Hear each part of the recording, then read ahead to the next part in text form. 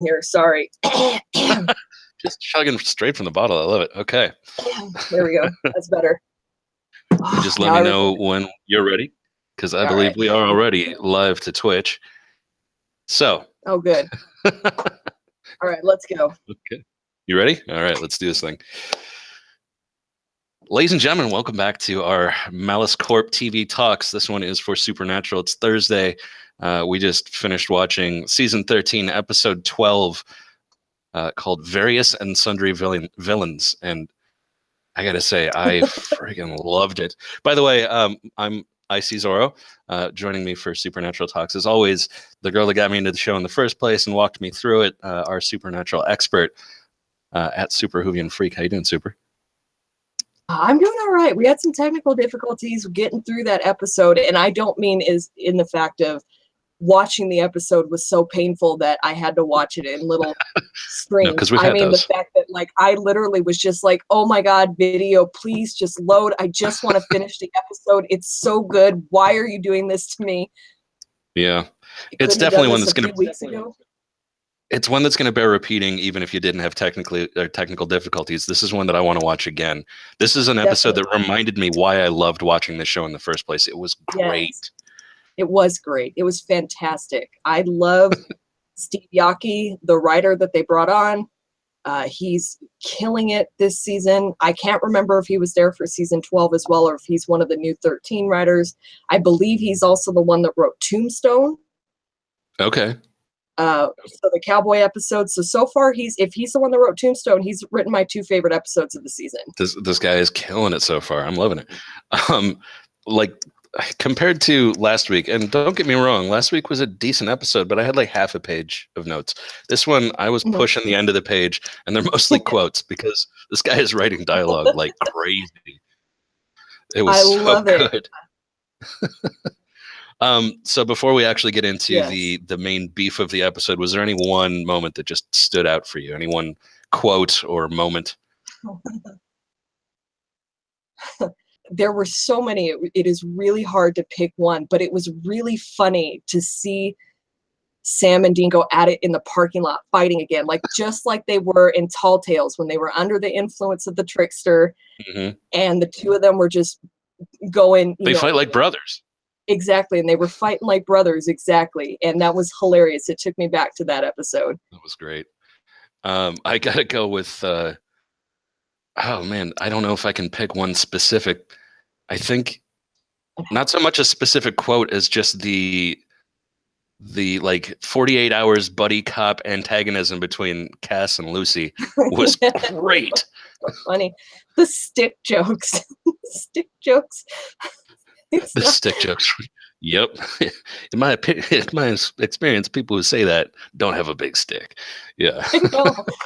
And then it's like, but it's still Lucifer. Like, do you really want to taunt? You want to be the guy that taunts Lucifer because you know chances are he's gonna get out. As Rowena said towards the end, you know he's coming back. So getting into the beginning, we've got the previously on, and with the title of the episode, I wasn't surprised at it. It was great. It was a mishmash of Rowena, Lucifer, Michael, Asmodeus, and then we saw Cass, and I was like, finally! I know. You know, I've been begging for this for weeks, if not months. Since the hiatus. Yeah. And God, the hiatus was in like November, so it's been a long time since we've seen Misha on there. So yeah, I was anticipating a good one, and I'm kind of glad that we didn't get Michael or Asmodeus. I am glad. I was happy. Right. Okay, Michael, I may have liked a little bit, but that may have been too much for this episode, throwing in the alternate world as well.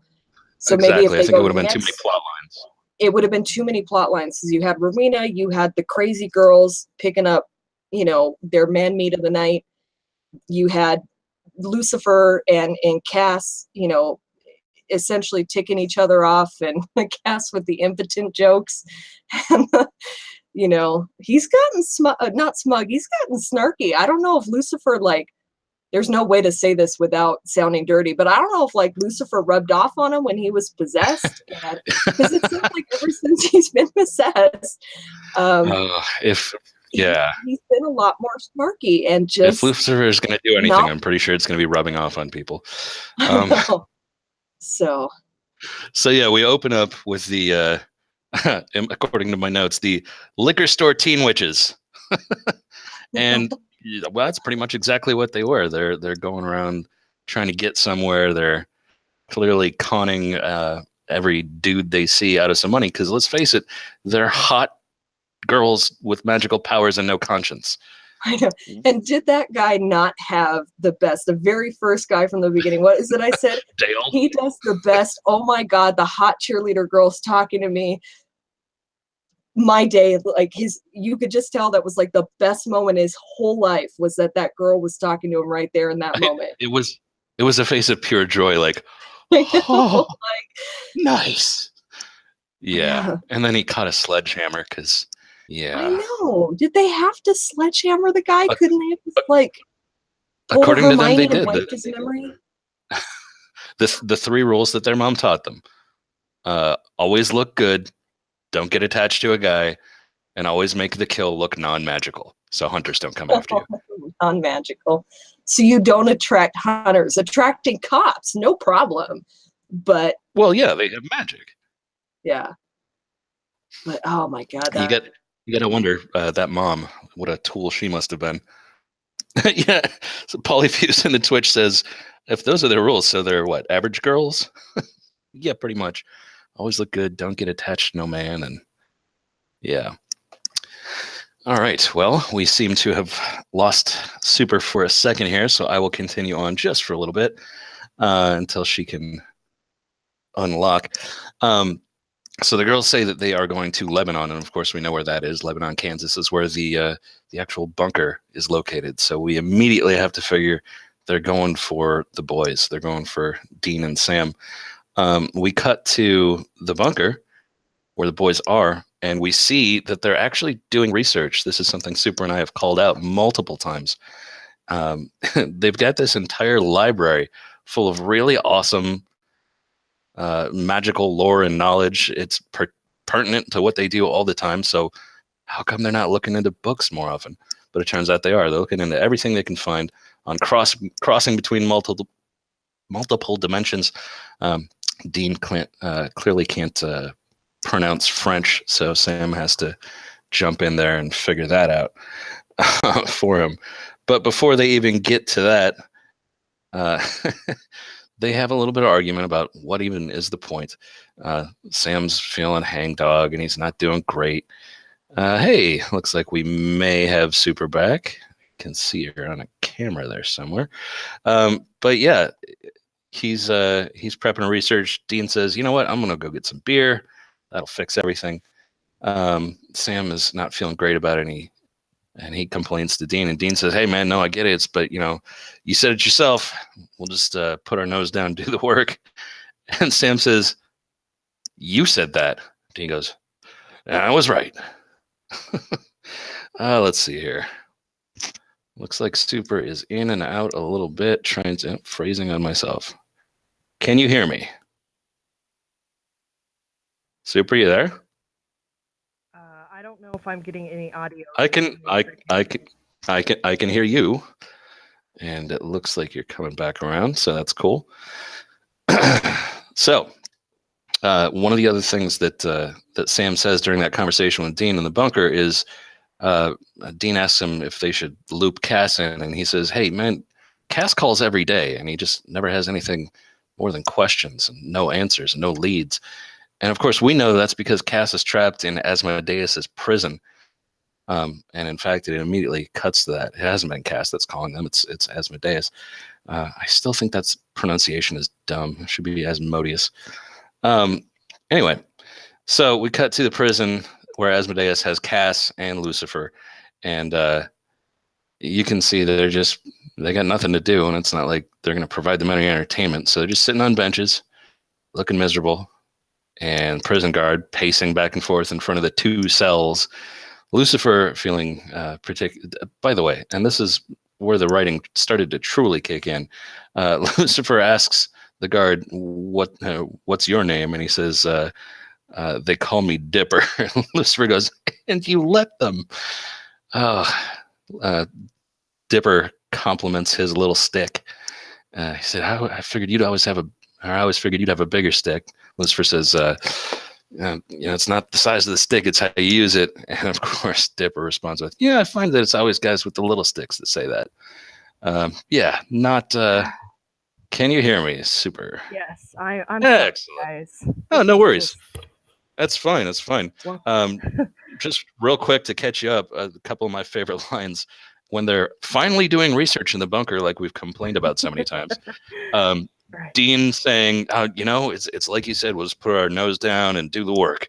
And Sam goes, you said that. I know, he's like, and I meant it. And I was right.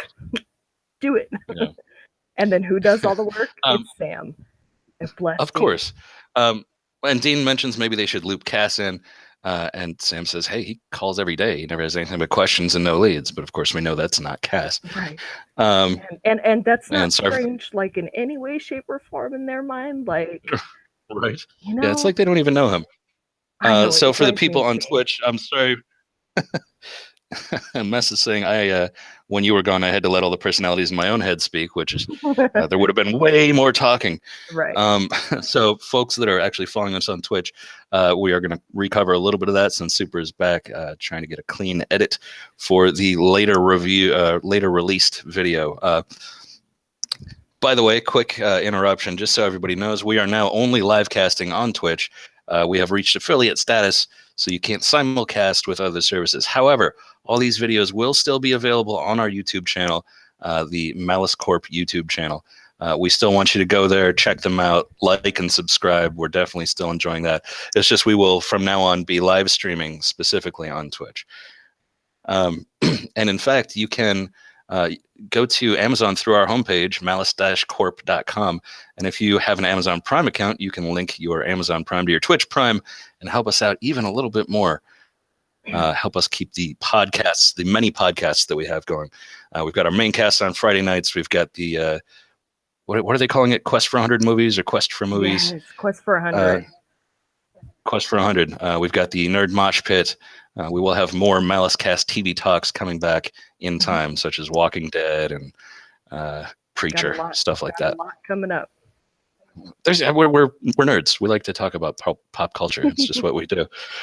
So we go to the prison where we see that Cass is clearly not making phone calls to anybody. He's just sitting in a cell next to Lucifer, and they're sniping a little bit. They just look miserable. And this is when the guard walks by, and Lucifer, feeling particularly froggy, which I guess when isn't he? He says, what's your name? And he says, they call me Dipper. And Lucifer goes, and you let them. Let Dipper. He was, they do their little stick joke scene there. That's a nice little stick you got there. I always thought you'd have a bigger one. that was so funny. It's not about the size of the stick. It's how you use it. And of course, Dipper responds with, it's always the guys with the little sticks that say that. But actually, I mean, just the impotent kind of sarcastic, passive-aggressive rage that Lucifer's letting out was killing me as well. Because the dude walks away and he's like, I don't even remember what he said, but it was cracking me up. I don't like you. I know. Because what else is he going to say? I mean, he already made the threat of, I'm going to kill you when I get out of here. And he's like, yeah, whatever. Brush it off. And that was great. And I knew more was coming. But we get to see absolutely. And we get to see a little more of the current Castiel and Lucifer power dynamic there. Because Lucifer's weak. He can't even put his hands on the bars of the cage. Nope, he can't. And I don't know if that was on Cass's cage or not, because Cass wasn't being stupid and grabbing his cage. Yeah, that's true. So, but Lucifer was begging him to give him some grace. How was he? Was he going to pass it around the side of the wall through the bars? I don't understand. I guess maybe attempt to stick his arm out through and maybe cut it, and he could do it that way. every time we've seen them take grace from other angels before, it's been from the throat. Yeah. So who knows? A pipe dream from Lucifer, I guess. Of course. Well, I mean, and it's not the only time this episode he's going to do that. So we go back to the Teen Witches, and well, Dean's on a beer run, and they finally made it to Lebanon. So, of course, they immediately put the love whammy on him. And shouldn't the boys be warded against this kind of thing at all times by now? Yeah, you would think. I mean, they're warded against demons, but I don't know. Can you really ward yourself 100% against witchcraft? I don't know. I mean, I would think maybe there's a few spells you could do, but I would think it would be impossible to be 100% warded all the time. But, yeah, I guess you can't. The fact that Sam didn't immediately start looking for a hex bag when Dean got back was what blew my mind. Yeah, well, just the way he walked in, twirling and whistling and saying things like, what did he say? Like, soulmate. Tiddly something. I don't even remember. Yeah. Twitter-pated. He said Twitter-pated. Twitter-pated, which is actually very much a Dean word to use when he's under a spell. Have you noticed that when he's like when under a spell, but not when sober? Yeah, not when sober. No, but when he's like, when he got hit by that memory curse, remember he was talking about Dory, and he's like, no, I'm not going to be afraid to lie and you know, say I love that fish or whatever. And which, funny fact, very soon before that episode aired, they were at a con. And I know this was done on purpose. This was all done on purpose. But they were asking Sam and Dean, or Jared and Jensen, excuse me, when they're at the con, you know, who are your favorite Disney characters? Who do you think you are? Who do you think the rest of the cast is? And they all assigned, both of them assigned Misha as Dory. They said if Misha was anyone, he's Dory. And then that episode's aired not 3 weeks later, and the shippers went wild. It was hilarious. That's great. Can you move just a touch to your left? Oh yeah. Yeah, and I'm picturing Castiel saying, "Just keep swimming, just keep swimming." That would be hilarious. Please, Lord, someone at a convention, ask him to do it. Ask him to do it. That would be fantastic. So Dean floats into the bunker, just all deeply in love, and immediately goes for the Black Grimoire, something we haven't seen in a long time, but was in the previously on section. And it's funny that they keep it in such a close drawer right next to their main research table, but covered in cloth. I know. Like, what the hell? That was such a plot device. Like, I was expecting to at least go off, like, deep in the bunker, and Sam was going to be, like, following him, and he was going to have to, like, release it from a, you know, Pandora's box. Straight MacGuffin. Just like... probably my favorite line of that whole thing was Dean goes to Sam. He goes, "You know what? Why don't you come with me? She's got a sister." And you know, it'd be cute. It'd be cute. The less attractive siblings fall in love. I know. It was horrible, but it was so funny. Oh God. So, and I'm not even a quarter. I'm about a quarter of the way through my quotes here. This was a fantastic episode for dialogue. So Dean goes and meets the girls again, and they're about to pull the sledgehammer on him again. How dumb are they I mean, even if they have magic to dissuade people, why keep that giant sledgehammer covered in various people's blood all the time? I don't even know. Like, I mean, couldn't you just, like, suffocate the guy? Like, I mean, like, magically suffocate the guy? That wouldn't make it look magical. Yeah, find a big rock or something. Don't keep the murder weapon on you all the time. Yeah, that made no sense. No sense. The girls weren't particularly smart. They were pretty and they were powerful, and that was about it. Mm-hmm. They were, and from the very first, and I'm maybe skipping a scene or two, but when they're walking through the department store, convenience store, whatever it was, where they're talking to the black clerk lady, they were so Valley Girl. You gonna remember to pay for everything this time? Thanks for reminding me what shopping is. Oh, shut up, Deborah, or whatever it was. She looked like a Deborah. I don't think it was Deborah, but she looked like a Deborah. She did, kind of. But yeah, they were so Valley Girl the whole time, just like nothing, no cares but for themselves. So he goes back to the girls, and they're about to pull the hammer on him again because they got the book from him. Younger sister says, "Oh, I wanted the car," and the car comes around the corner, and they have to pull the hammer back. And that's when Sam and Dean start fighting in the playground or on the parking lot, like a couple of teenage brothers who just really want the same thing, or really disagree about something. And of course, Dean's about to put Sam out until all of a sudden they both get shocked out of it, and the hex bag gets burned by big reveal. Yes. Rowena's alive. Oh yeah, because it was so super sneaky with everyone talking about it on Twitter and the cast pictures, releasing her on camera. Not all of us follow all that. A little bit of surprise would be nice. They know how to do it. Come on, you surprise us all with Chuck in season 11. You know, fan fiction, him popping up at the end. Hello, here's Chuck. Hello. Like, come on, y'all know how to do it. Save some suspense. According to Jack, who is in our Twitch chat, says the word Twitter-pated is from Bambi. I don't think I've seen that movie since I was like 7. Dude, it's how you But say I'm assuming it was Thumper? No, it was Owl, the wise owl. Oh, okay. How or I don't remember if the owl had a name, but yeah, it was how he was telling Thumper about the facts of life and the birds and the bees, and you become Twitter-pated when you meet a woman. I could not have quoted that to save my life. I haven't seen Bambi since I was a small child, because listen to this voice, I'm man or something. So Rowena is there. She saves the boys from the girls. And we cut back to Cass and Lucy.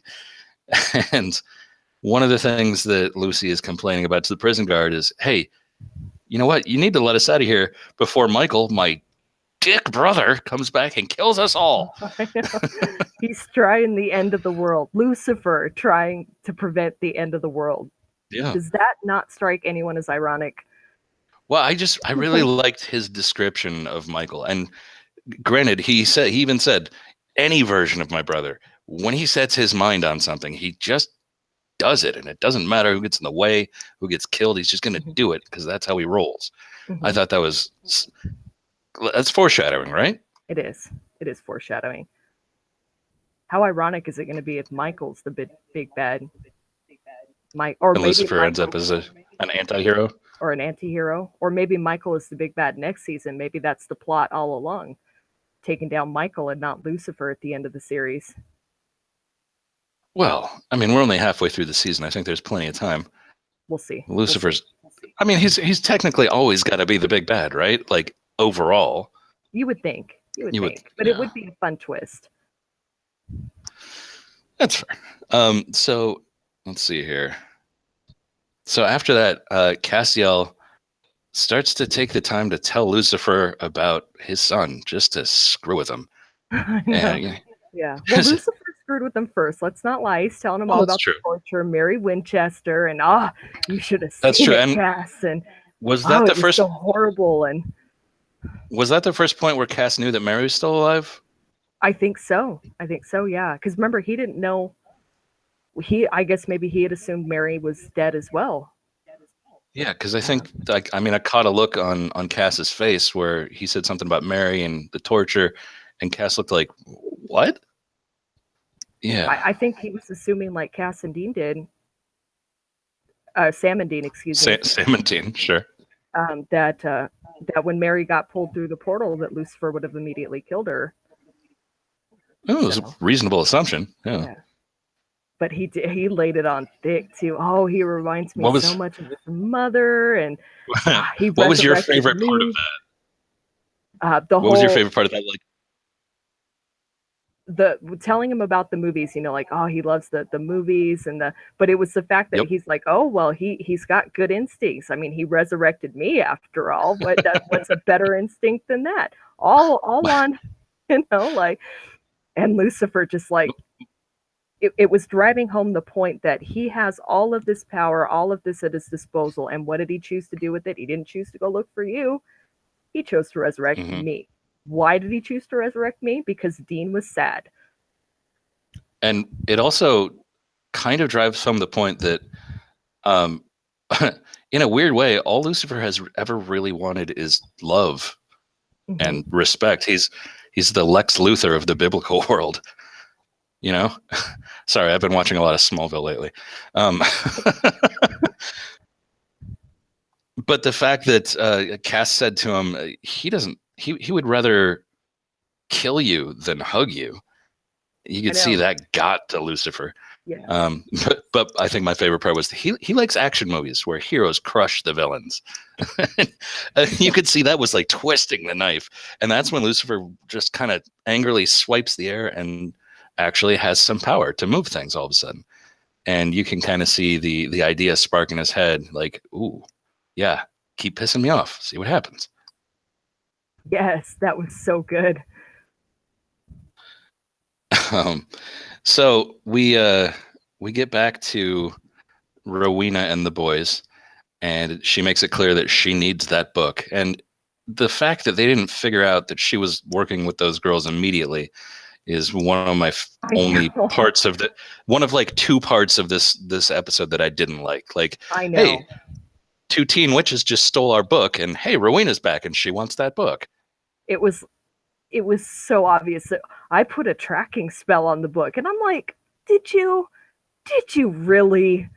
Like, come on, that was just so like, and you would have assumed it was believable. It was a decent lie. Yeah, it was a decent lie, but it was just like, oh, come on, really? Like, and you could sense that the book was moving, but why would those two girls have even known about the book is what they should have asked the question. These are two podunk little witches.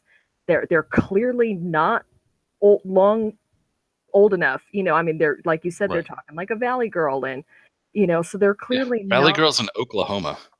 Not ancient witches. So Dean's and Sam's first thought, really, maybe not Dean, but Sam's first thought should have been, how did they even know about the book? Someone had to tell them.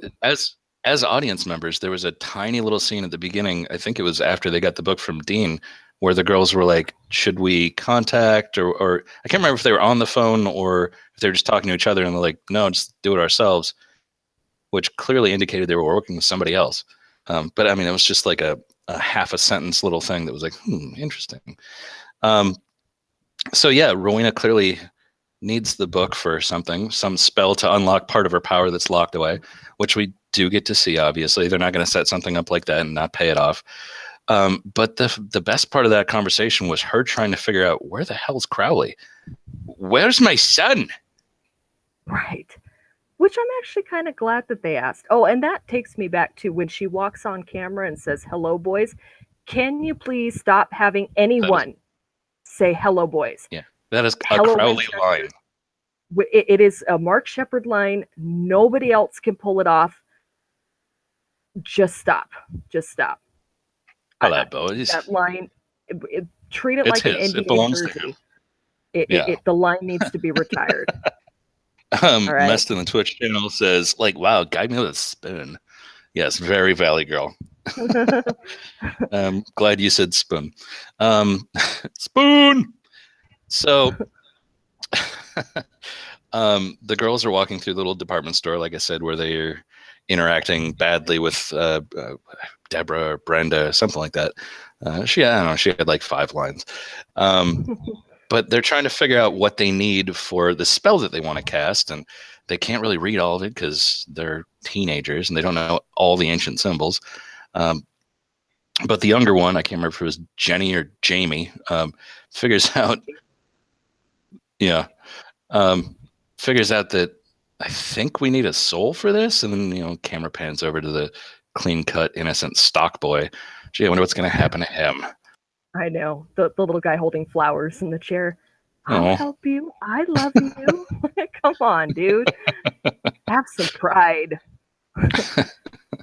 Not under a love spell. Under a love spell, there is no pride.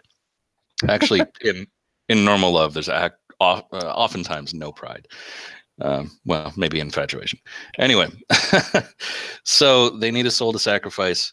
I go back to Rowena and the boys, and she's laughing at them about the fact that Dean got caught in a love spell and says what was clearly one of your favorite lines, according to our personal chat. Tell me, Dean. Just everyone freaking on Twitter, because it was such a breeze by line. And me with my technical difficulties just watching the episode, I wrote it down.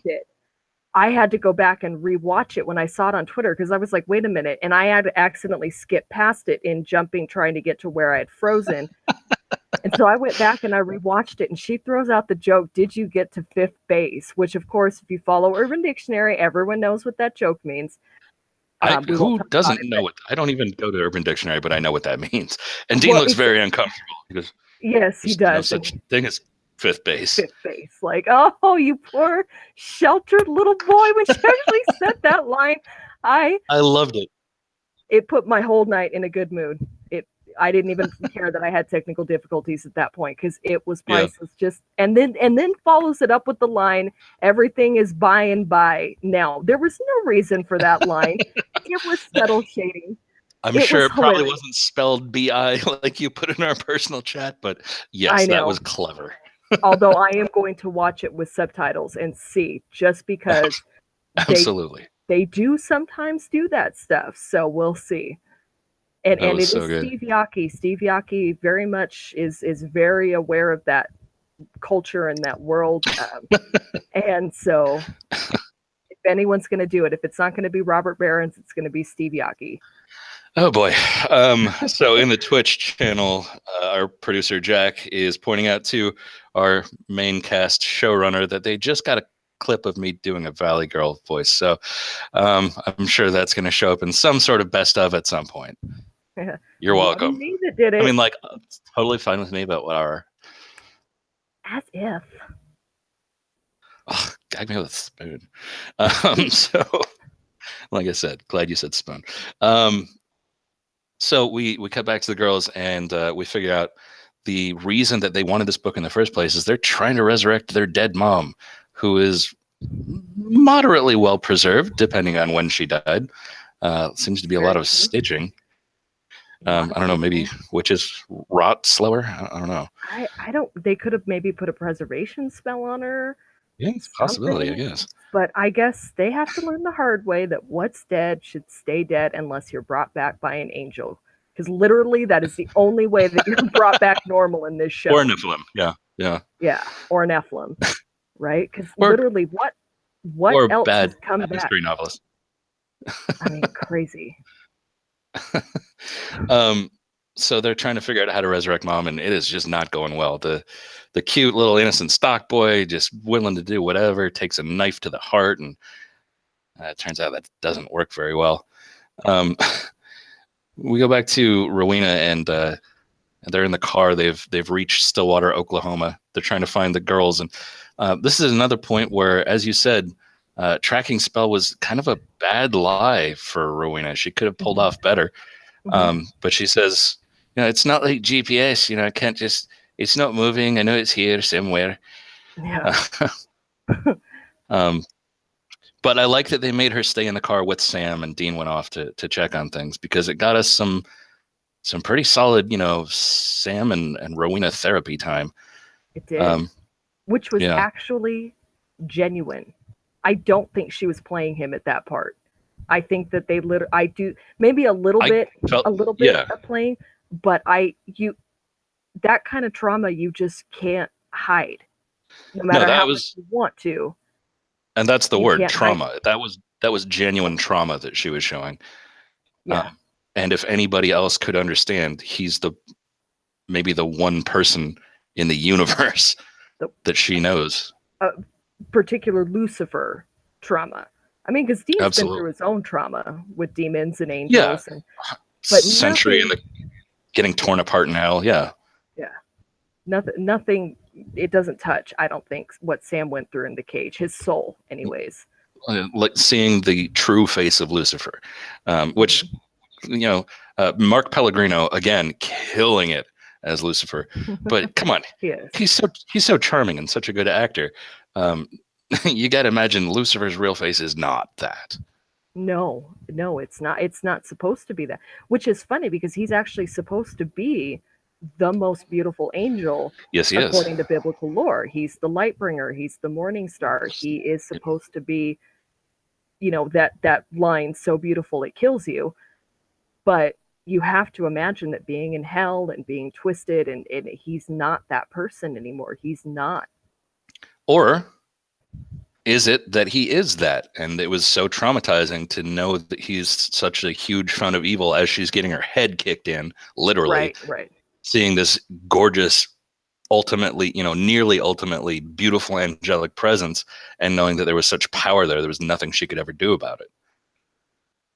That would be traumatizing for someone like her, Yeah. and then being lit on fire on top of it. Right. Well, it doesn't help. No, it doesn't help. No, nobody really likes getting lit on fire. No. But that was just such a great line. Well, it took me time to, recover from my injuries, and I'm just like, yep. I don't want to do it again. No. I keep on, especially with the Scottish and the red hair. I'm like, is this brave? What's happening? But I love that.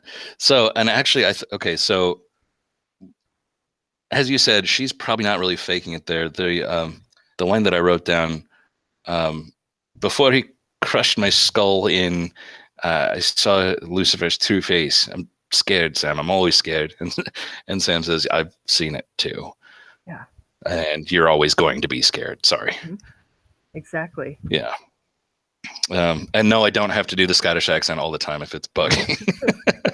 But I'm not bad at it. You're better than me. I can't. I sound like it. Yeah. So we get Merida. That's her name, Merida. We get the Dean interacting with Deborah at the shop, and it turns out Rowena was right. Those girls are Deborah as the name. Well, that's my go-to. Yeah. Frumpy store clerk. Deborah works for me. But Rowena was right. These girls are not popular with the local ladies, and of course they're not. And she even the store clerk is like, you're the only. She's shocked that Dean isn't drop dead in love with the girls right now, because that's all she's seen. I know. And then, what was it? Did she have the line like, "I'm surprised that they can read"? And was that her that had that line? I think at that point Dean says like, yeah, well, it's still up for debate. No, right? Oh, that was great. So he gets the address to the girls' houses. When I first saw that store clerk and how they treated her, the fact that they kidnapped the stock boy, the fact that Dean was able to get anything out of her, I was like, these girls only know like 3 spells that they're really good at, but why would they not make people forget them or not be able to talk about them or something like that? Exactly. Why kill it all if you can just wipe their memories? It worked for Harry Potter. I'm telling you, people, it would work for you too. Oh, Harry Potter. So they finish up. Dean comes back. He's got the address, and Rowena has magnificent timing as always. They've just gotten out of the car. She's standing a decent amount away on her own in the parking lot. Gets the address from Dean and then freezes the boys in place at just the right distance from the hex bag. And the only thing I could think, because I was expecting them to immediately like go to their knees or something, but then I thought, if the entire soles of their shoes are welded to the ground, if they go to their knees, they're going to break their legs. I know. So good they didn't do that. What I want to know, and again, dramatic purpose. First off, I love Dean's line of, "You're like 8 feet tall. You telling me you can't reach that?" I wrote that down. But the fact that, why didn't Sam just take off his jacket and throw the jacket over it and pull it towards him? Good call. Well, I gotta wonder how much time actually passed. Right. Because but no, I mean, if you're willing to use the belt tied to a shirt to try to get a prison key from between bars, which I'm pretty sure we've seen in the show at some point, then you should immediately take off your jacket and grab the thing that's less than a finger's length away. I know. I mean, he was the guy. I mean, granted, he was soulless when this happened, but remember when he bit his own arm to draw the demon symbol on the wall to trap the demons when they were kidnapped by Lucifer? So I'm like, if you're that ingenious and you're telling me you can't get your jacket off and just, whoosh. Or like you said, Dean's line to Sam, "You're like 8 feet tall. You can't get that." I know. He has the wingspan of a freaking albatross. If an albatross were human, that is Jared's wingspan. It is ridiculous. He rivals, I think, Kevin Durant from the Golden State Warriors. He's a large man. Yeah. So we cut back to well, Cass and Lucy actually escape from the prison. The Dipper comes back and wants to taunt Lucifer again a little bit more. He says, "Hey, you lost your stick, huh?" And then Lucifer yanks him against the bars, and apparently has already taken the time to break open both of their cages, because he pushes open his door easily, and Cass pushes his door open easily. Yeah. And yeah, making Lucifer angry, not a great idea, as it turns out.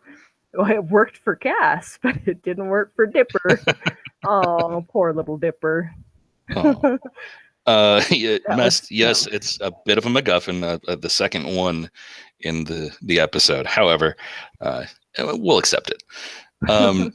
So yeah, they have to. I mean, they're doing, like I said, 48 hours, like antagonist, buddy cop criminal kind of thing, and they have to fight through, I don't know, 4 or 6 badass angels.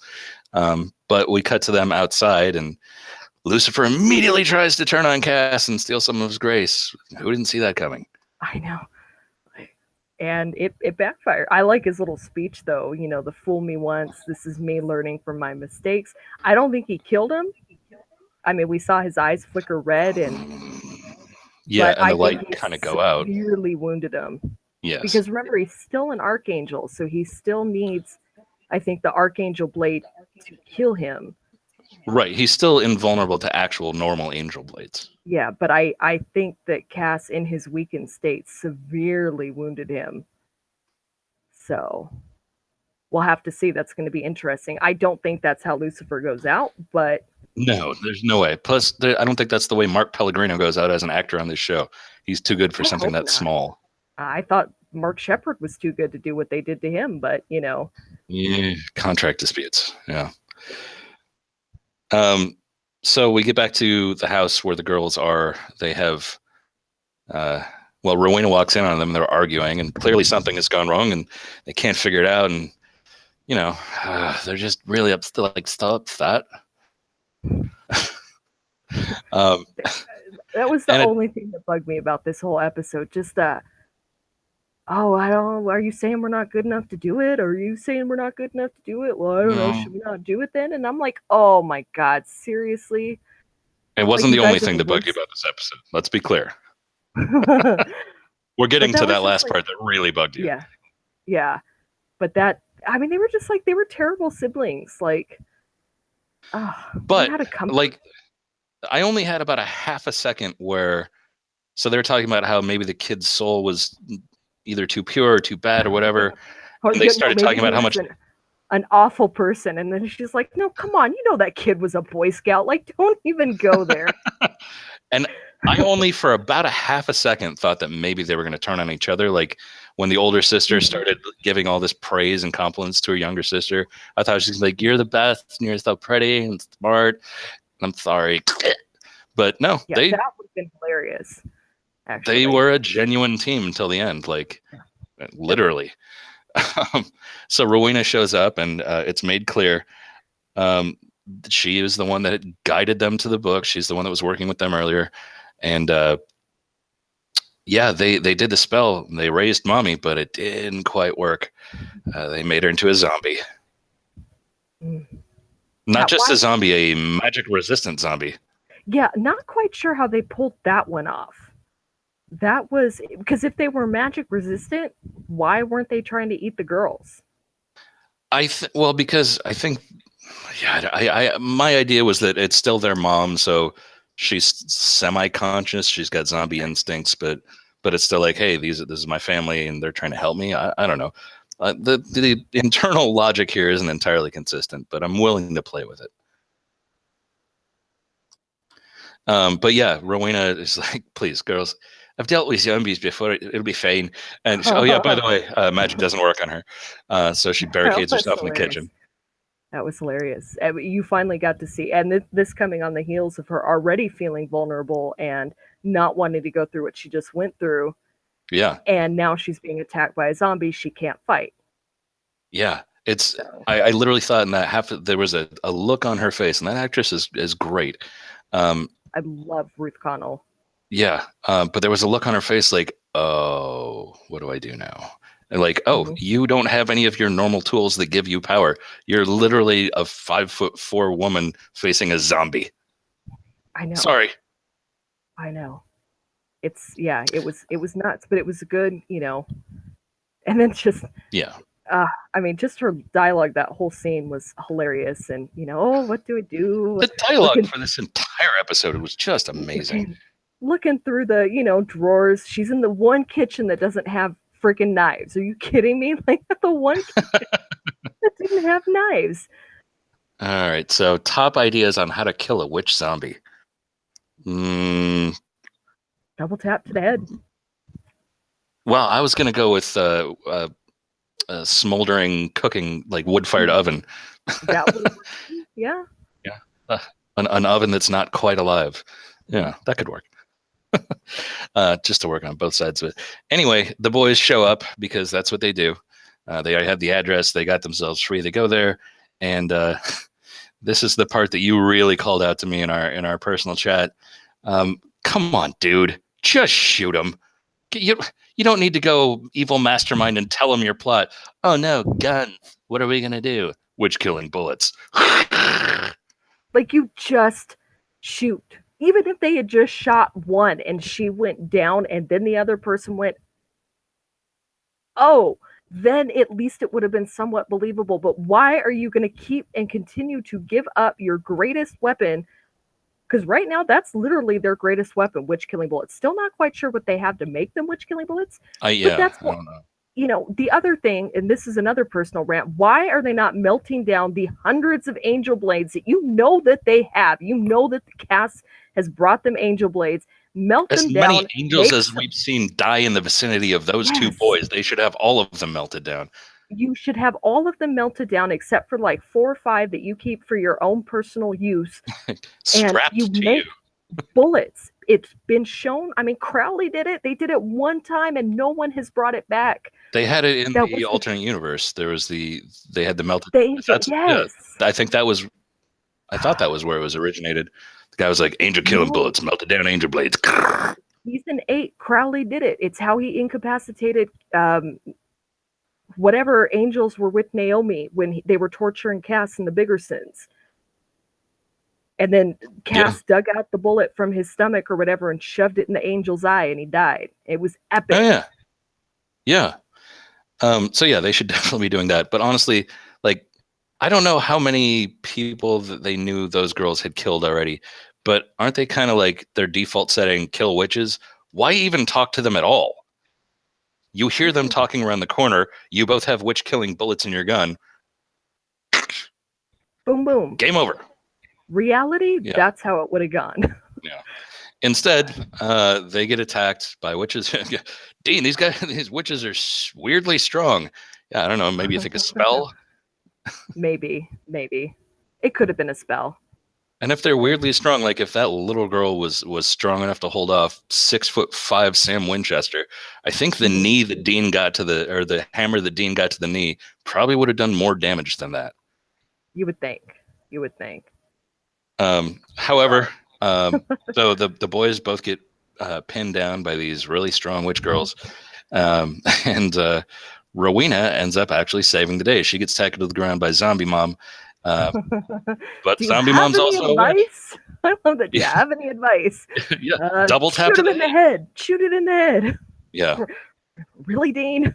Yeah, and so she double taps Mom and then magics the two girls into. That was only about 5 to 10 seconds, but that was one of the most brutal double killings I've ever seen on this show with the hammer and the knife. That was vicious. Mm-hmm. Mm-hmm. Were you surprised by that at all? No, I think it was a little bit of payback, number 1, for welching on the deal. Number 2, they made her helpless again by putting her in a position where she couldn't fight back until Sam and Dean got there. Right. And so, no, that was rage, double rage taken out. She can't take it out on Lucifer, so she's going to take it out on those girls. Yeah. And she knows better than to try to take it on the boys at this time. Exactly. By this time. And in fact, they actually talk about that a little bit. She says, did you really think I was going to kill you now? I don't think she wants to. Well, I don't think she does either. Like, they're her last remaining real connection to Crowley. And as she said earlier in the episode, she'd rather have a son that hates her alive than a dead one. One that's dead. Yeah. So it was. Yeah. As terrible a mother as she was. Mm-hmm. And the fact that he sacrificed himself for them, maybe that got through to her. Like, what is it about these two that turned her son, you know?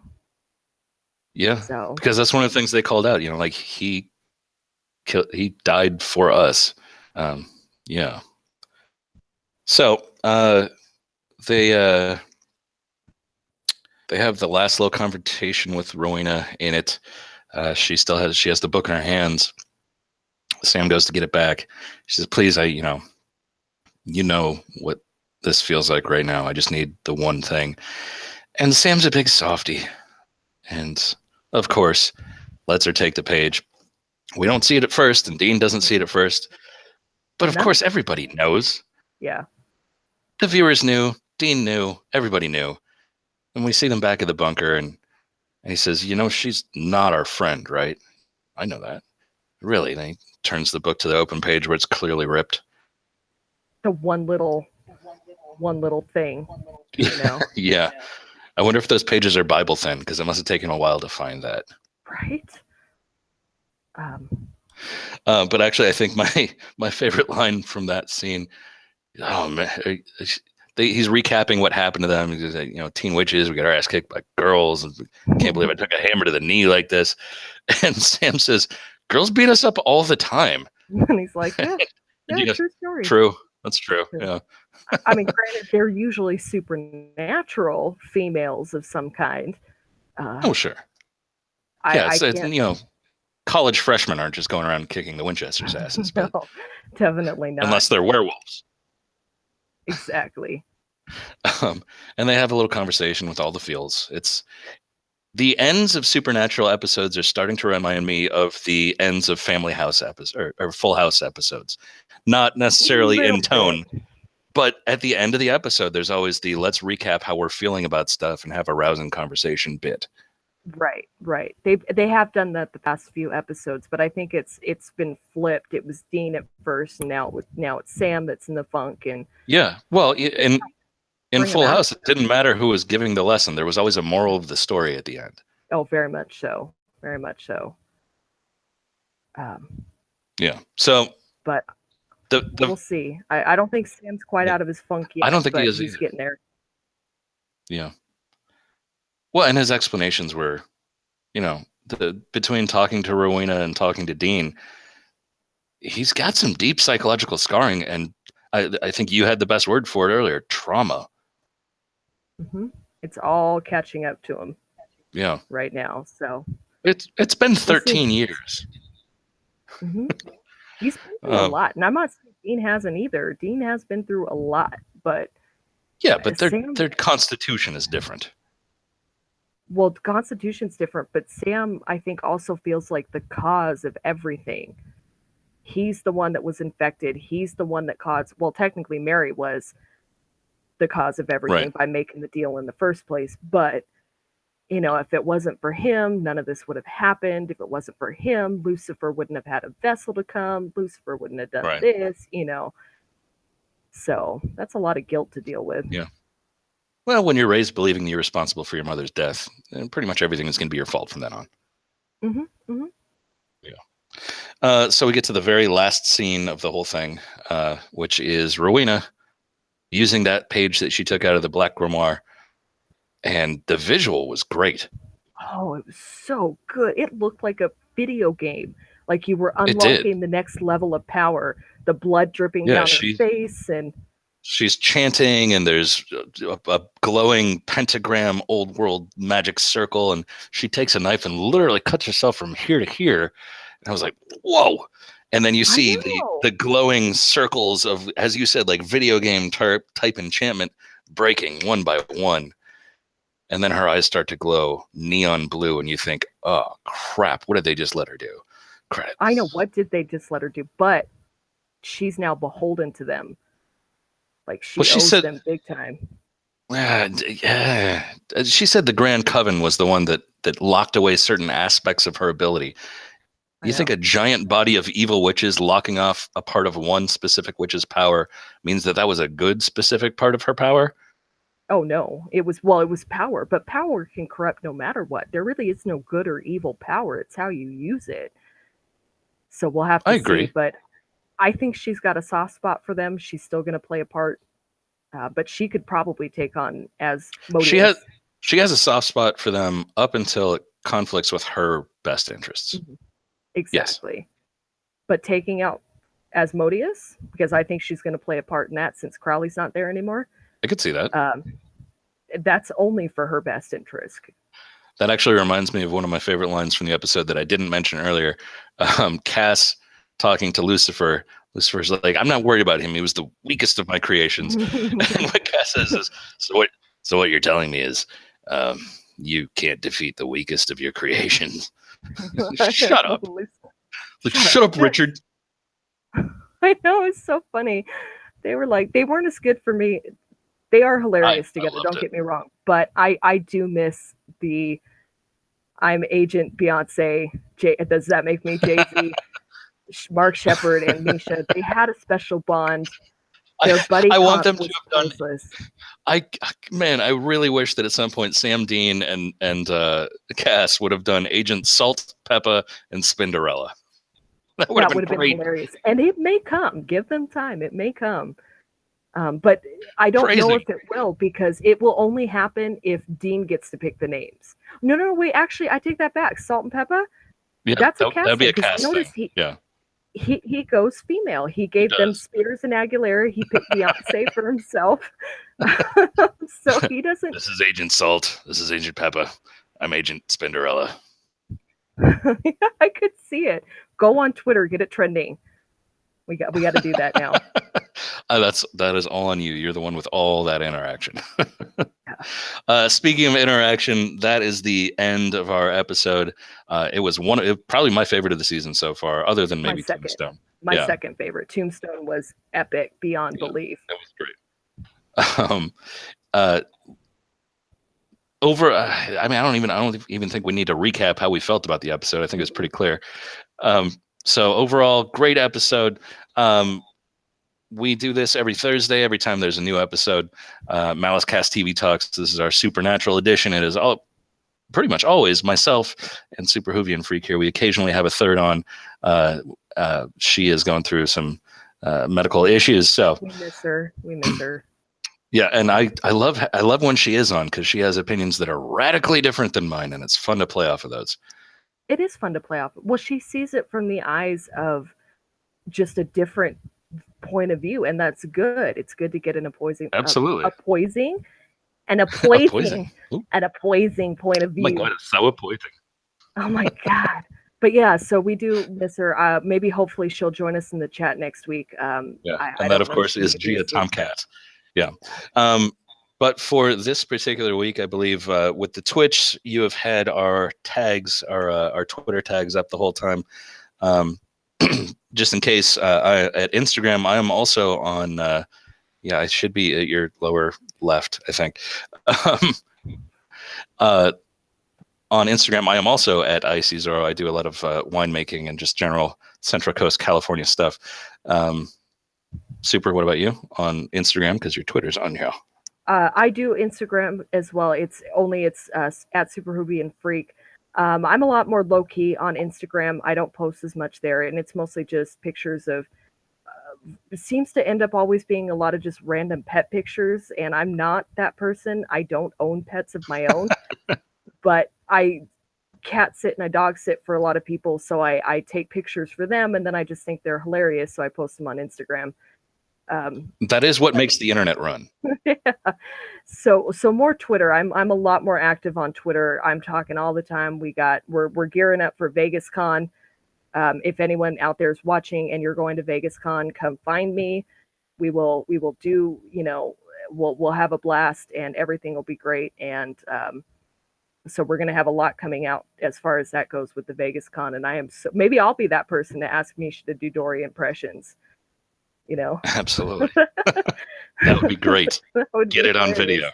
That would be hilarious. So we'll see. It'll be Now a I lot want of to fun. know what Catch's favorite Disney character is, or Pixar. Catches? You know what? I'm going to ask him on Twitter. We'll see if he responds. Probably Scar for Catch. I don't know about Hayden Jones. For Hayden Jones, no. Hayden Jones, I mean, come on. The guy did jazzercise in freaking tiger print shorts. All right. I know. He's going to be like Timon, or if we're going Lion King, or, he's going to be like Mushu or something, crazy. Nice. So. Okay. So that is it for us for this week. Come back, see us next week. We're going to cover a new episode. Gia Tomcat may or may not be back. We'll see. Who knows? Maybe somebody else wants to write some articles for our main site, malice-corp.com. You write 2 articles and guess what? You can possibly get in on one of these casts. We're always looking for contributors. We're always looking for good content. Follow us on the YouTube. Follow us on the Twitch. All the little stuff that we have linked around here. Check out our homepage. We've got the Amazon links. Help us maintain these podcasts. They're not free. But good night for tonight, you guys. And yeah, carry on. Peace.